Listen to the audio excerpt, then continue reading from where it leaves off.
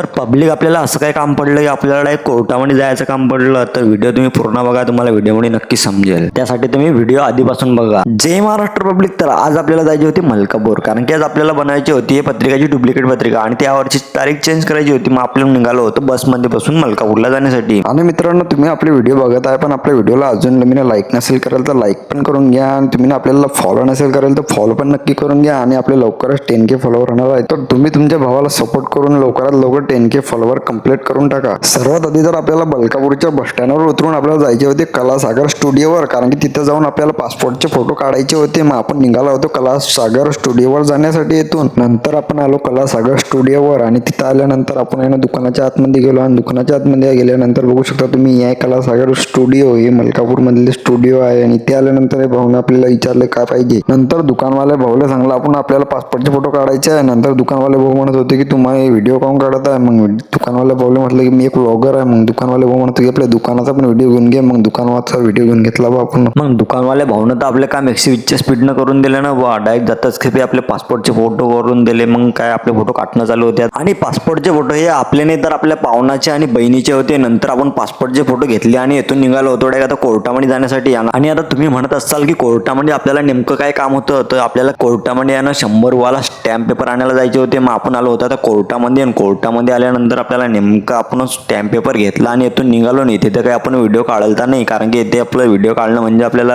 असं वाटत होतं की इथे व्हिडिओ काढू देता की नाही काढू देता. आपण व्हिडिओ काही काढलाच नाही, डायरेक्ट स्टॅम्प पेपर घेतला आणि डायरेक्ट बाहेर आलो व्हिडिओ काढला. आता नंतर आपले राहिले होते ते पत्रिकेचे काम. मग आता आपल्याला जायची होती पत्रिका छापणाऱ्याच्या दुकानावर. नंतर आपण आलो होतो डायरेक्ट 120च्या स्पीडनं डायरेक्ट होम प्रिंटर्सवर. मग होम प्रिंटर्सवर आल्यानंतर हे भाऊनं आपल्याला 120च्या स्पीडनं 150 रुपयाच्या 4 लग्नपत्रिका दिल्या छापून. मग आपल्याला पाहिजे लग्नपत्रिका कशासाठी पाहिजे होता, विवाह नोंदणीसाठी पाहिजे होता ग्रामपंचायतमध्ये, आणि मॅरेज सर्टिफिकेटसाठी. मग भाऊनं आपल्याला लग्नपत्रिका दिल्याने आपण इथून निघालो लग्नपत्रिका घेऊन बस स्टँडवरती. नंतर आपण आलो होतो बस स्टँडवर आणि आपण बसलो होतो बसमध्ये. नंतर आपण आलो होतो आपल्या गावामध्ये, आणि गावामध्ये आल्यानंतर आपण आलो होतो घरी. घरी आल्यानंतर आपल्या भावानं आणलं होतं बडे पियानो, फ्लिपकार्टवर मागवलं होतं ते आणलं, तर आपल्या घरी येऊन आपल्या घरीच अनबॉक्सिंग करून टाकली होती त्याची. मग म्हटलं आता व्हिडिओ घेऊन घेऊ दे व. मग त्यानं घेतली व अनबॉक्सिंग. मग आता आपल्याला जायची होती संध्याकाळी कटिंग करायला. मग आपण निघालो होतो कटिंग करायच्या दुकानावर. मग आपण आलो होतो कटिंग करायच्या दुकानावर, हे भेटले होते बा आपले मित्र. मग काय बा आपले मित्र आले तर पहिले अगोदर घेणं पडतं व्हिडिओ मध्ये, आणि या दुकानावर येत जावं तुम्ही कटिंगले. एक नंबर कोणाला भाऊ कटिंग करता, एक नंबर टॉप मध्ये गावामध्ये. मग आता या व्हिडिओ मध्ये एवढं. जय महाराष्ट्र. भेटू आपण पुढच्या व्हिडिओ मध्ये.